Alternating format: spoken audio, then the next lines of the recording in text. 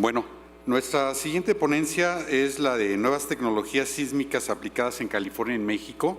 Esta ponencia va a ser en inglés, entonces vamos a permitirles 5 minutos para poder ir a… ¿Sí? Bueno, nos van a hacer el favor de hacerla en español, entonces si gustan, para que nos podamos ir más rápido. Voy a hacer la presentación de los ingenieros.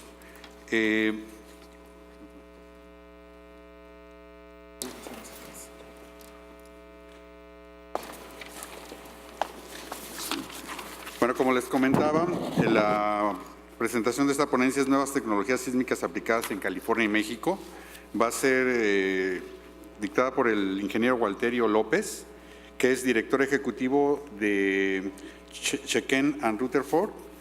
Él tiene un conocimiento extensivo acerca del diseño sísmico. Es exdirector de la Asociación de Ingenieros Estructurales de California del Norte. Asimismo, el ingeniero César Méndez Franco, él es director de César Méndez Franco. Él tiene 20 años de trayectoria profesional como ingeniero certificado estructural en México. Es especialista en diseño estructural y análisis de marcos de acero, cimentaciones y muros de concreto reforzado. No sé quién de los dos vaya a empezar. Adelante. Sí.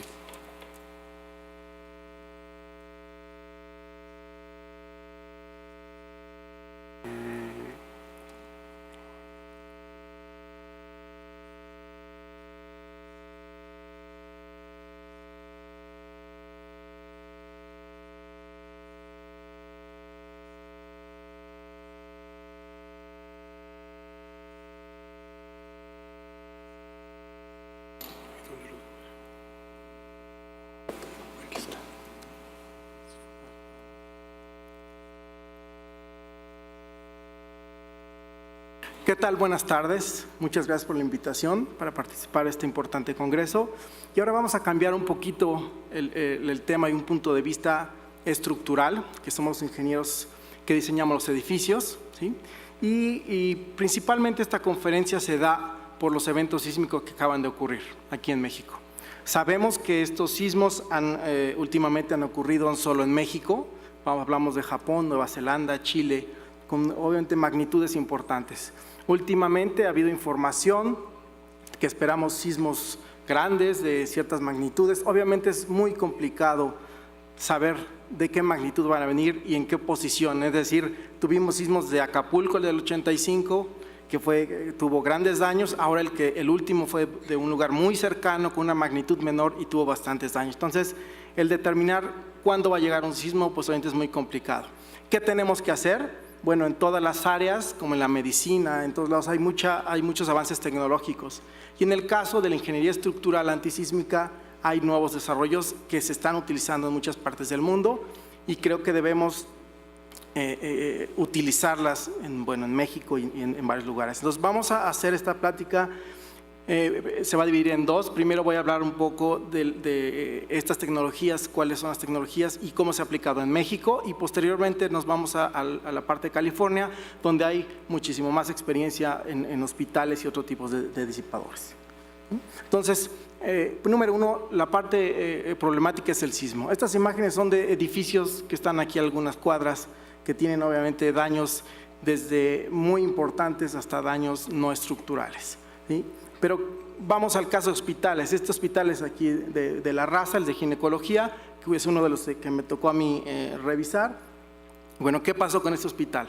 Que de manera general el hospital se comportó bien, es decir, los elementos, las columnas, las traves, la cimentación se comportaron bien. Pero ¿qué pasó? Que hubo daños en elementos secundarios como son muros divisorios, fachadas en las zonas de las escaleras. ¿Qué pasa? Que al final del día este hospital se va a tener que reparar y se va a tener que detener su funcionamiento de manera parcial.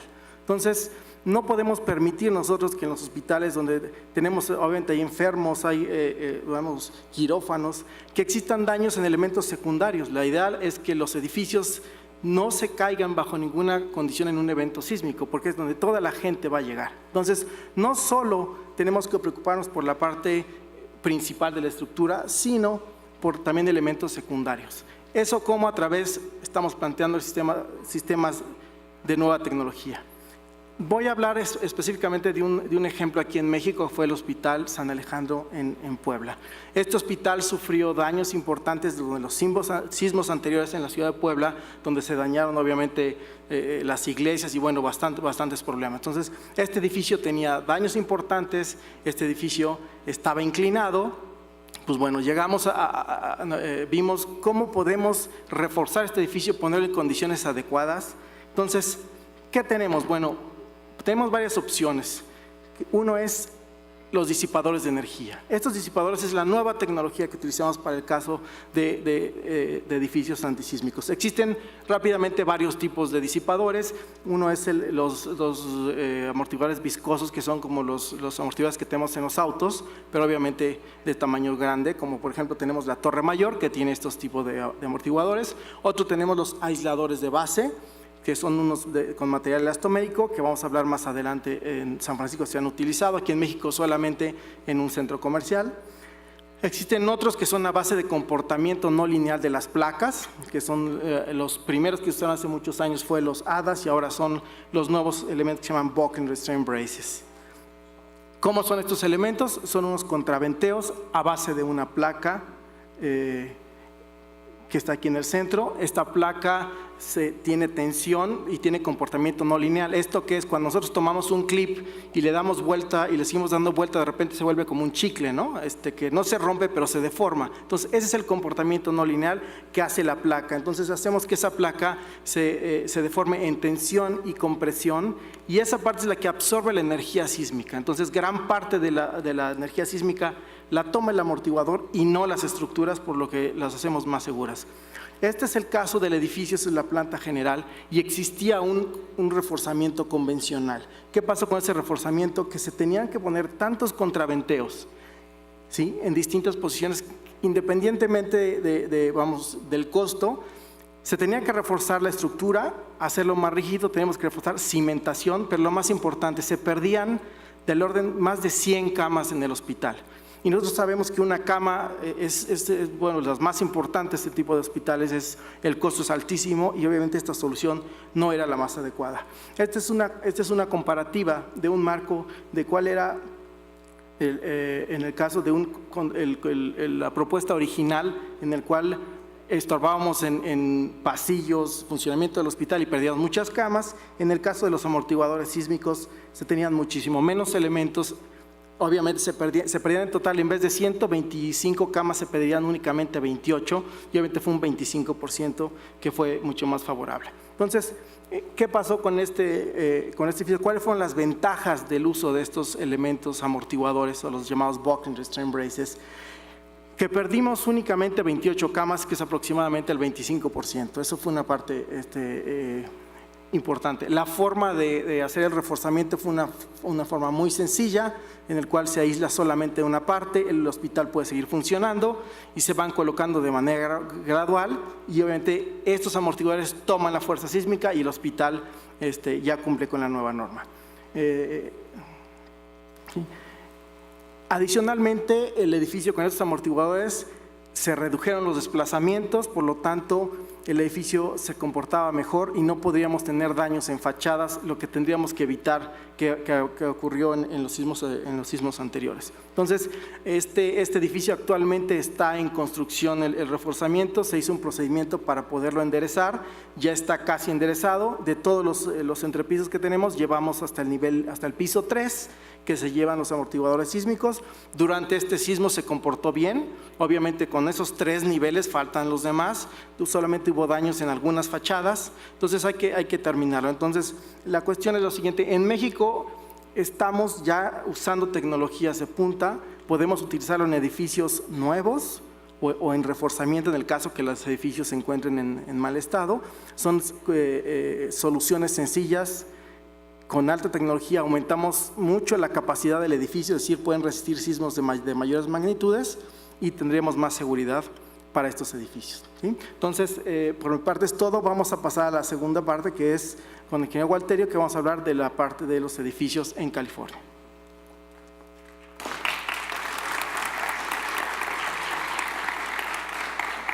Muchas gracias por la invitación a dar esta ponencia a este congreso. La primera diapositiva que quería enseñar es una de 1970. Los ingenieros civiles estructurales todos lo vemos con referente a un terremoto. Tal vez César dentro de años se va a referir al terremoto del 2017 en México. Igual nosotros nos referimos al del 1970. Esta foto es la foto de lo que no debe suceder. Es la foto del Hospital Olive View en Los Ángeles. Desde ese entonces se creó bajo ley en el estado de California que todos los hospitales tenían que tener una seguridad estructural, que tenían que aguantar terremotos.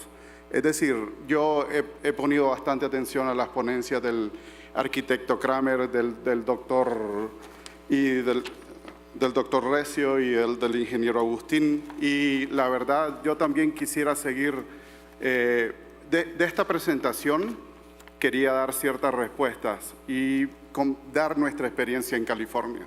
Definitivamente con seguridad, y siendo que yo firmo por mis planos y he firmado por hospitales y por centros que se llamarían afines. La expectativa en California es que después de un sismo el hospital funcione. No que sea seguro, que funcione. Que los sistemas de distribución funcionen, que no vaya a haber problemas de anclaje en la plomería, que no vaya a haber problemas de anclaje en los sistemas de distribución mecánica ni eléctrica, y que siga funcionando. En un sismo muy, muy alto va a ser un hospital seguro. Pero bueno, lo que yo voy a presentar van a ser 3 edificios. En total vamos a haber presentado 4 edificios con tecnología de punta, 2 con buckling restraint braces y 2 con aisladores de base. Este es un centro de salud, y igual que en México, en California los bienes raíces son bien caros, así que tenemos que tener el parqueo en el primer piso, y lo hizo esto interesante es que pusimos los aisladores de base no en un sótano, sino que encima de las columnas del primer piso. Entonces lo que creamos es que creamos un sistema no de aislamiento de base, sino que un sistema de aislamiento que tiene 2 niveles. Parte de la razón que enseño esto es porque esta es una conferencia de arquitectos y yo quiero decirles de que se puede hacer. Nosotros los ingenieros podemos trabajar con ustedes y podemos hacerlo seguro. Este es el aislador cuando lo estábamos probando. Teníamos que demostrar de que uno de estos, una vez puesto ya en la construcción en sí, iba a aguantar el desplazamiento. Lo que quiero mostrar aquí, este es el punto 0. Perdón. Bueno, esa raya es el punto 0. Y nos desplazamos casi 1 metro. Ese era el desplazamiento que íbamos a tener. Después de que corrimos como 7 terremotos, hicimos simulacro de unos 7 terremotos. También tenemos, este es otro hospital. Este hospital utilizó otro tipo de aisladores diferentes y igual, la arquitectura puede ser una arquitectura bien expresada, nadie va a saber que tiene aisladores y, lo siento mucho ingeniero, pero a mí me encantan los sótanos, porque ahí puedo poner los aisladores de base. Este es nuestro sótano y aquí podríamos poner los aisladores de bases. Ese es durante la construcción y el aislador de base en cerca está ahí. Este es todo el aislador de base y la superestructura va para arriba. Pero lo más importante para mí de compartir con ustedes es que como ingeniero estructural no solo estoy involucrado en los elementos estructurales, sino que yo sé que al final este es nuestro objetivo. Todos estos equipos, todo esto, los gases que no se ven, el cielo raso, los sistemas de electricidad, de comunicación, de lo que sea, todo debe funcionar y va a funcionar. Nosotros los ingenieros en California tenemos que cooperar y colaborar mucho con los ingenieros mecánicos, eléctricos, con los arquitectos, con todos. Nuestro alcance no solo son los elementos estructurales. El siguiente proyecto va a enseñar mucho más de eso. Este es otro proyecto con los mismos arriostres, con los mismos contraventeos que demostró César, pero este es para otro hospital. Lo que quería demostrar es que a veces los contraventeos no se pueden ver. Así que no hay que tenerle miedo. Yo sé que ocupan espacio, pero también nos van a dar seguridad. ¿Van a responder a eso de, ¿hemos construido un hospital seguro? La respuesta es sí. Y esta es nuestra sala de máquinas. Yo le pudiera decir cuál es el anclaje de muchas de las tuberías o de los equipos. Porque lo que nos hemos dado cuenta y nos dimos cuenta en el terremoto de Northridge, en California, es que muchos hospitales se comportaron muy bien, pero no pudieron abrir al público, no pudieron prestar servicios. ¿Por qué? Porque el cielo raso se había caído, porque las paredes divisorias habían tenido ciertos problemas, o porque el anclaje de los equipos no era existente. Así que parte de las diapositivas que yo traigo es porque precisamente todo ese conjunto es lo que hace un hospital seguro. Esta es durante la construcción. Uno de los ingenieros, y nosotros ahora ya sabemos a veces tanto como los arquitectos que se dediquen a la planificación médica, porque tenemos que anclar todas esas luces o tenemos que proveer rieles para equipo que va a ser movible y al final va a ser algo así. Igual, eso es al final nuestro producto. Y la verdad que la experiencia de California nos enseña mucho. Sabemos que todo el equipo médico es igual importante, pero en términos políticos ha sucedido solo porque está ahora en las normas californianas. Eso ha sido el ímpetu. Eso ha sido lo que nosotros, cuando mandemos nuestra licitación y mandamos nuestro número, podemos decir, pero nuestro alcance ha subido, no solo es esto, sino que el alcance es todo esto. Pero en realidad lo que esperamos es que en cualquier terremoto que venga, continúen operando. Con eso, muchísimas gracias.